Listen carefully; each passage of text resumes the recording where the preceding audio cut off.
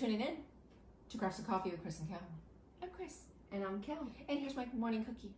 I know, you're having a cookie for breakfast. I need sugar. I need something, man. I need to get my life together. That's the most definite.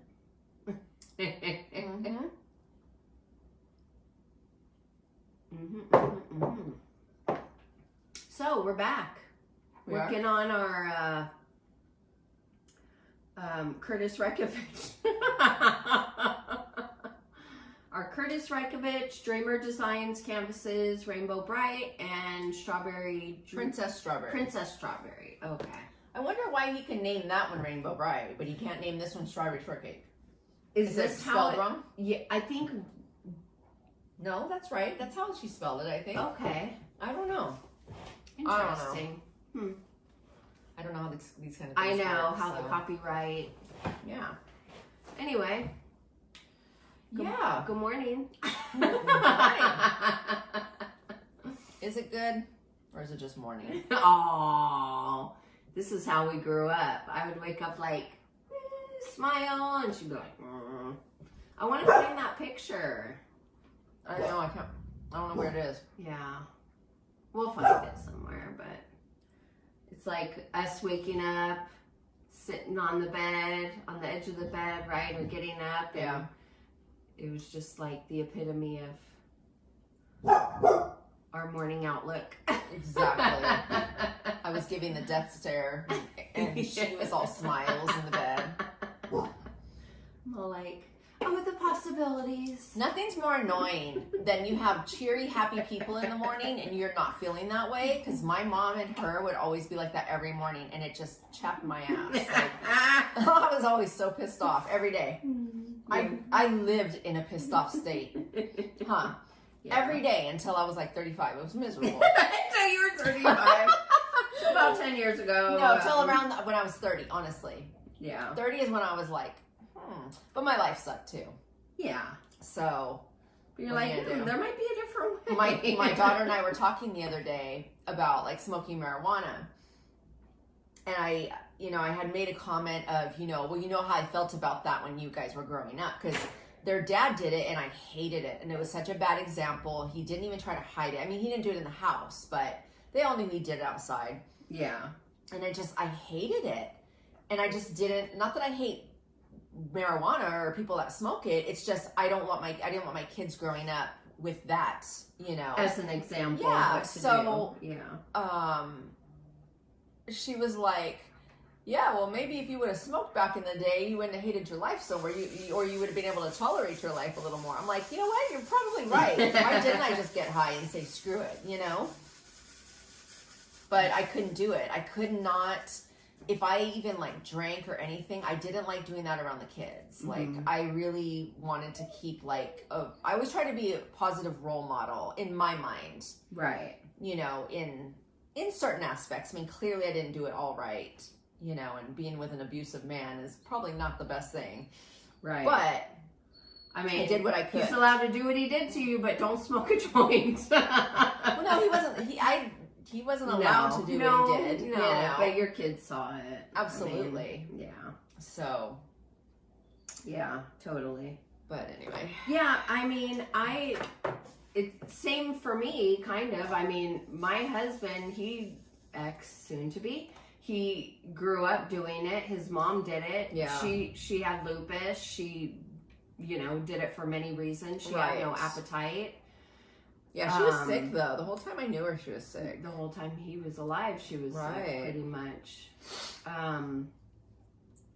So he did it, but he knew how I felt about it. I felt the same way that you did. Like, I didn't want my man doing that. You know, and so he claims he didn't hide it from me, but he hid it from me because I didn't know he did it. Really? For the longest. Really? Yeah, for the longest. And then when my kids were in high school, I caught my daughter. Oh, I remember you called me. You were livid. You were beside yourself. I was like, yeah, because I knew something was going on because, like, he would leave for work in the morning and I would drive the kids to school before I went to work, and like a couple mornings in a row, like I would go by the door to the garage, which has our washer and dryer in it. And I would walk by there and I would smell weed, and I'd be like, and I text him, I go, did you smoke this morning before work? And he'd be like, no. And I'm like, why am I smelling it? And so one morning, like before I took them to school, I needed to go into the garage for something. And as soon as I walked in, she put something behind her back real quick, and that's a telltale sign. Smoke's coming up from her head. That's a telltale sign when someone goes, right. And their eyes get real big. Yeah. And my son was in there petting the cat, so I thought he was all innocent. I find out years later they were smoking together. Of course. I'm like, before school, you guys? Like, really? They're like, that's how we dealt with school. Yeah. I'm like, you know.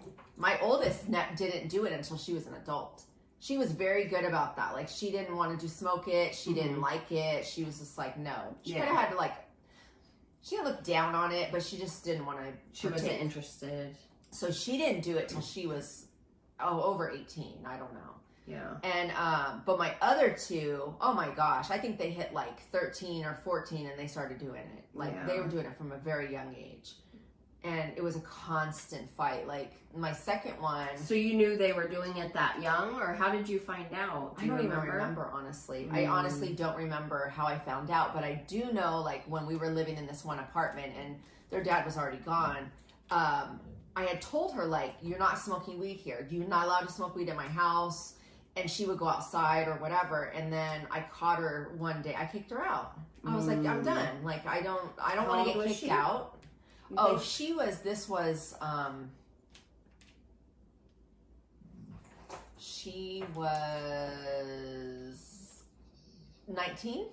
Okay, so she was an adult. Yeah.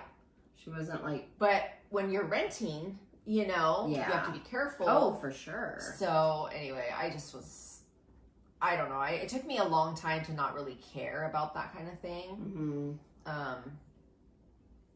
I still don't love it. Like, I don't understand why they have to smoke weed daily.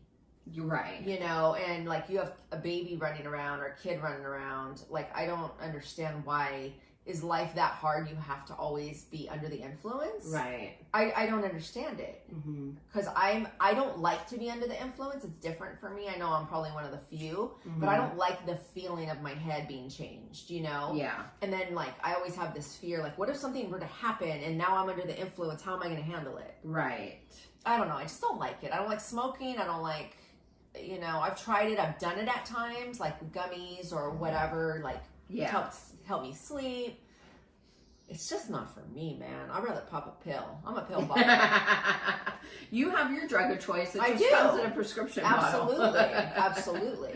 Yeah. Because that doesn't affect me the same way. Right. It deals with whatever issue I'm having without having any all the other side effects. I was actually like researching recently because I've been dealing with my health. It's like I'm going through something right now.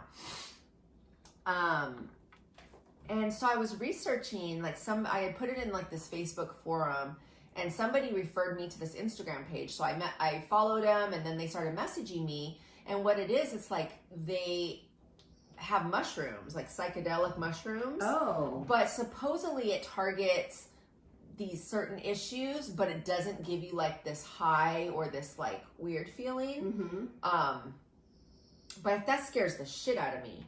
I don't know that I want to just take some mushrooms from someone I don't know online. Right. You know what I mean? And then I started researching it, and there is a lot of research out there about these mushrooms helping with like anxiety, depression, PTSD, you know?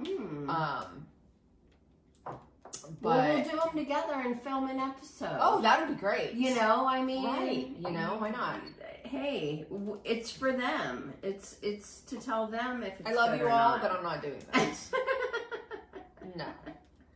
I would rather go to a therapist, and there's some therapies that, and talking to Molly at the retreat really helped me. Like, she gave me some, like, the tests, like, that maybe I can have done and stuff. So that helped. And so I made an appointment with my psychiatrist. Oh, good. I can't get in for 2 months, of course. I love that. Are you having a mental emergency? Just wait. Just hold hold that thought Well, for they're like, 2 months. If if this is urgent, call it 911. Right. Yeah. No, but if I'm tired of living a certain way, but I need to wait. Right. And I'm so glad because I actually don't want to start the process yet, but I was like, let me get into the appointment because maybe in that time frame I'll be ready. Anyway, it's ridiculous. So you're hoping that they'll be able to kind of guide you. I don't know. With these tests that might be available. I don't know if they're going to do it. Honestly, I don't know if they're going to give me a test. I don't know if they're going to help me find somebody that can help me to do what is that called? The letters. Yes. The rapid eye move. No, not rapid eye movement. That's REM. It's anyway, I don't know. I'll put it up here when I remember. But there's this therapy that they do, and it's supposed to help you with past trauma and get over it, and I want to try that. One of my therapists had tried it, but it was during the pandemic, and she was like, "Oh, we can do it online." Yeah, no, we can't. It's not the same thing. No. And talking to other people that have had it, they're explaining it completely different than the way this lady was explaining it to me. So it's I don't know, but I'm into the Kaiser system, and sometimes I just don't. People have talked crap about it, and I've always had a fine experience, but at this point, I'm not having a fine experience because I've told them about my symptoms for 3 years, and I feel like they're okay. And pat me on the head and send me on my way. So I need to talk to and then my general doctor called me because my pain medication, I have to talk to her every 6 months and have a drug test. So they called me when I got back from the retreat, or was I at the retreat? Anyway, we were on our way back. Oh, we were on our way back, and they called, and I was airport. Fire. So I got in with her next week. So I'm going to request a specialist or something. Oh, good. Because I really think I have chronic fatigue because I already have fibromyalgia, and I just am at a loss. I'm so tired. Yeah. So it's worse than it's ever been before. When was the last time you had blood work done? Oh, I just had blood work done I don't know, a year or two ago. Oh. When I first started complaining about all this. Mm-hmm. Actually, maybe a year ago they did another panel. So that's why I think it might just all be trauma related, and that's taking the toll on my body. Yeah. I don't know. Well, they say, what's that book? Your body keeps the score or something, where you store it. Yes, and I think might be my issue. I don't know, but it's just not good. Not good. Yeah. Anyway, any hoosers. So we'll see. We'll see if anybody will help me. And if not, I don't know, I might just have to shoot up a spot. I might have to get an AK and go shoot that motherfucker up because I'm tired. I'm tired of it. The news will but you replay know what this. though? But there's times I'm not condoning what people do. Yeah. But sometimes people get to the point where they don't know what to do and they're so frustrated. Mm-hmm. And that's how I feel right now. I feel so frustrated and feel like nobody believes me, nobody listens to me. They're like, okay, cool. And good luck with that. Yeah. And it's I'm so tired, and I understand that there's no magic pill that's going to help me feel better, but there's got to be something that helps me feel better. Right. And I can't continue to live like this for another 20 years. Right. I've already done it for 25 years, and it feels like I'm at a point where it's bad, bad, and I just can't continue, you know? Yeah. There's only so much I can do, and Mm-hmm. I'm at that breaking point. Me, I used to handle everything and do my yard and do this and that. And it's I barely can function right now. Yeah. So. Or you do something like that should be normal, and then you're down for 3 days or 2 days. Well, I got back from the retreat. I was in bed for a week. I never diamond painted. This is the first time I'm diamond painting since I got back from the retreat. It's been 2 weeks. Yeah. Right. And it's I barely pour a little bit of resin, and that takes me an hour, and then I go back to bed and I let it dry, Yeah. It's it just shouldn't be this way for me. Right. I'm so tired. Right. You're not 90 years old. Yeah. Yeah. and I'm not a napper. I don't sleep like that. Mm-hmm. I am sleeping. I'm going to bed early. I'm wanting to fall asleep all day long. And I know that's not necessarily chronic fatigue. You could not sleep too. And I do have bouts where I have insomnia and I don't sleep. Mm-hmm. And then I'm up till 2, 3 in the morning. you know, and exhausted. then I'm exhausted in the morning, and it's just like this never-ending battle. You know, no matter how much sleep, I'm either getting too much, too little, and I still feel like crap. Yeah. I've tried, you know, vitamins and smoothies and, you know, all this shit. Mm-hmm. Do you need more protein in your life, you think? Or? I've tried that. I've tried everything. Dude. Yeah. I've tried everything. Exercise. Yeah. Oh, you gotta exercise. Okay, well, I exercise every day. You know, I take my walks. You know, I don't know what to do anymore. Yeah. So. Let the professionals, you know. Ignore me. Ignore you. Continue to ignore you.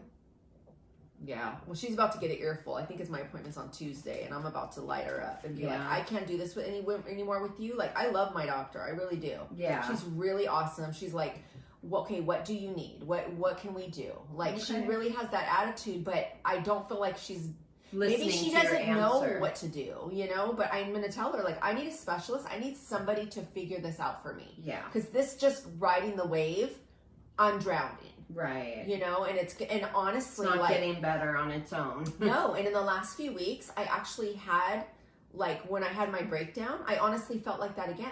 And I was like, I need alcohol. And that scared me. Yeah. You know, because when I had my breakdown, I drank way too much to where I was unconscious. Yeah. You know, and that's scary to feel like I have to escape that much. Yeah. You know, and that scared me. Mm-hmm. You know, and that's when I was like, I need to do something about this, you know? And it was actually at the retreat that I felt like that. You know, we had that, you know, issue. Kel and I had a little issue between us at the retreat. And it was just because I got triggered on something from my past. And then I just went into this tailspin. And that was the night I was like, I need a drink. And you actually had alcohol in the room, and I didn't realize it. Oh, I did? I think you did. Or did you have it with you? I didn't even look for it. I had it in the craft room. I didn't even look for it, but I automatically was like, I need a drink, you know? And then I said, oh shit, like, that's not good. And thank God I had anxiety pills with me, and I hardly ever take them. But I remembered, you have an anxiety pill, and I was really exhausted, and I took one, and I slept like 12 hours. Yeah. And I felt better the next day in the fact that I was like, I didn't feel so manic, like, you know? But that like spiraled me into saying, okay, I need to do something about this. Like, this is coming back, like, you know, and I think it was just being triggered by my old traumas, you know, so. Yeah, old unresolved traumas. And you think like, and here, this is the way I am, is like, I've been to therapy my whole life. And I'm really good at going in there and explaining to them, this is what happened. This is how I think. This is what I feel. This is what, you know, I think is the best, you know, like, I can go in and be my own therapist. And they're always like, wow, you're so together. Like, you really understand. And da-da-da-da-da. And then after a month or two, they're like, okay, so I don't know what more we should do here. Right. And I'm kind of like, but what's funny is a lot of therapists don't want to actually talk about the past. They're like, no, let's focus on the future. Let's focus on being positive and this, that. But it's like, okay, but when I have things triggering me and I have PTSD, you know, like, it's because of the past. It's because of the past. So yeah, I can rationalize it and know my part and know that it was wrong, but I'm still triggered inside. There's still things within me that I want to know how not to feel triggered. I want to know how not to let these feelings overcome me, you know? So, I don't know. I say that all because I have a lot of work to do, and you know, we don't always talk about like things that are really going on in our lives, and we can come on here and pretend, but I guess I'm just letting you all know I'm struggling. It's a hard time for me, and I don't know. Well, I'm glad you're telling everyone, and you know, you have a community behind you, you know, and I'm sorry that happened between us, you know, and I have a lot of work too, you know, I know I do. You know? Yeah. And I never want to be a person that brings you back to a bad place, you know? Yeah, it was just weird. It was just random. I mean, it was just something that I didn't even expect. And I did not even understand it in the moment. Like, I was kind of like, why do I feel like this? Like, Yeah. You know, because it wasn't like that day. It was like within the first couple days. And I was like, I'm feeling this way, but I couldn't pinpoint, like, I was like, well, she's just in a bad mood, or she's just being short with me, or whatever. Yeah. And then that final day when I finally said something to you, I was jacked up about it, but I didn't even understand why. And I think like that night, and I tried to come to you to resolve it right away because I didn't want it to ruin our trip. And then that didn't go that great. So I was like, okay, I'm at this manic stage now. So I need to just go to my room and be by myself because I didn't know what to do. And I didn't want to, I mean, it's like, I think everybody knew something was going on because we weren't really talking so much. And I was kind of diamond painting, being quiet. And I didn't want to like mess up anybody's time or like have a bunch of drama. And I just was like, sleep is the best thing for me right now, you know? But as I was like going to sleep, laying there, I'm like, what is happening? Like, am I thinking? What am I feeling? You know? Right. And that's when I really was like, I'm feeling these feelings from the past. Like this is triggering the way I used to feel. Yeah. You know? So the next day I kind of was like, okay, you know what? Now we figured it out and let's just move on. And we did, you know, and it was fine. But it did really like make me realize I need to do some work. And I need to make appointments. Yeah. I'm so glad that like you caught it, you know, Right. You caught it before it got like you got to a place that you couldn't catch it. Yeah. You know, because I've already that's been not a good, yeah, that was hard. That was a difficult time. It was hard for everybody, and it was hard for me and everybody. Yeah. That's actually what brought us back together and why we started this channel. Yeah. Was because I had this breakdown, and it was like so like. And we've never talked about this before. Yeah. We've never discussed this. Yeah. And you know, some things we just know we'll be ready for when it happens. Yeah. You know. Basically, I got triggered. That's actually what happened is I got triggered, and it brought up feelings of the past, and I was in this desperate state, and I honestly didn't want to live. Like, I was like, I was literally in my shower like, just take me, God. I don't want to be here anymore. I can't keep doing this. I hate this feeling of pain. Like, and I drank a bunch, and I blacked out in the shower. I hadn't eaten that day. And you don't drink. I don't drink. So. And I found, it was so funny is a couple days prior, I was cleaning my closet out, and I found this bottle of vodka. And I used to keep my alcohol, like I don't drink very, very rarely I would drink, but when I did, one of my kids, I had to keep the alcohol up.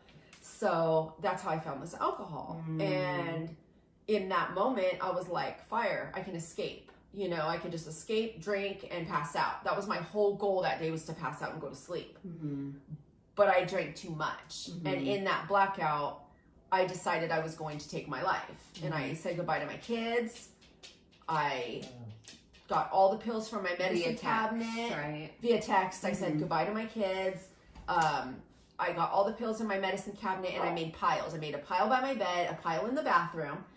Wow. So weird. So you were thinking, I was planning on like, taking if I these. make it to my bed, I'll take these. Well, this is what happened. I don't remember doing this, but this is what the paramedics found. Okay. So I had piles, and then I was fresh out of the shower, butt naked, and I make these piles, and I had sent the text to my kids, and I laid on the ground to say goodbye to my dogs, and I passed out.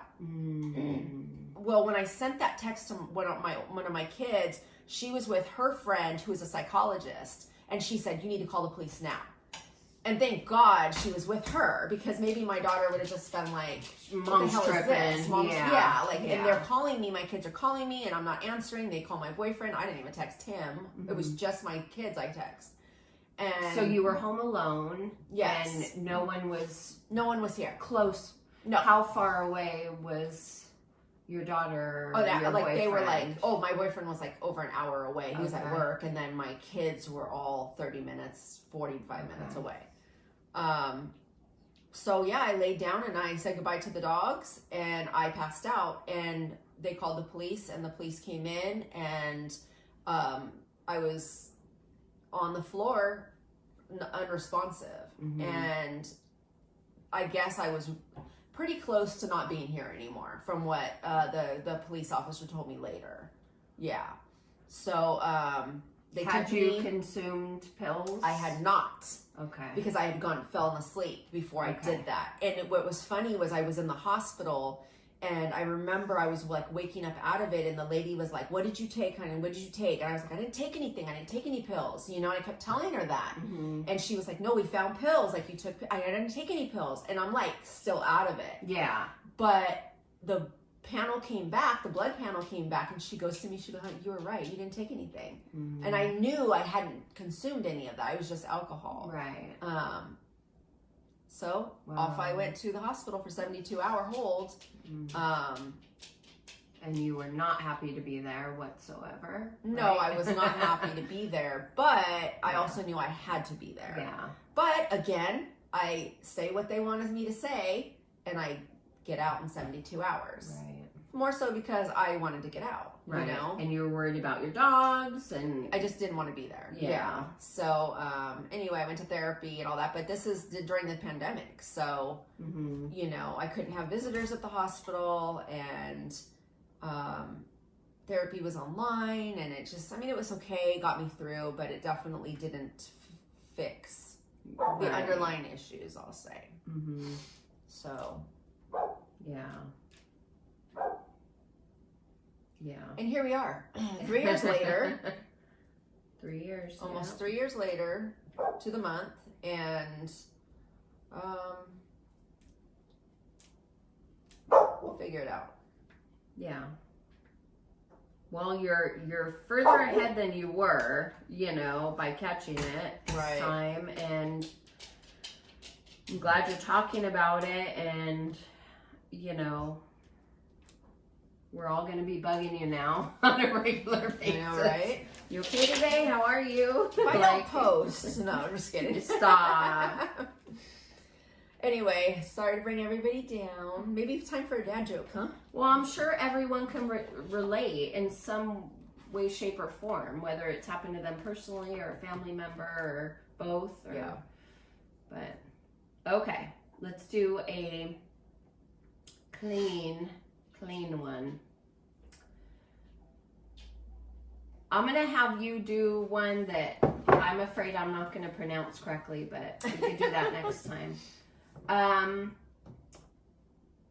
Where does seaweed look for a job? In the kelp wanted section. I was about to say, like, at the marijuana dispensary.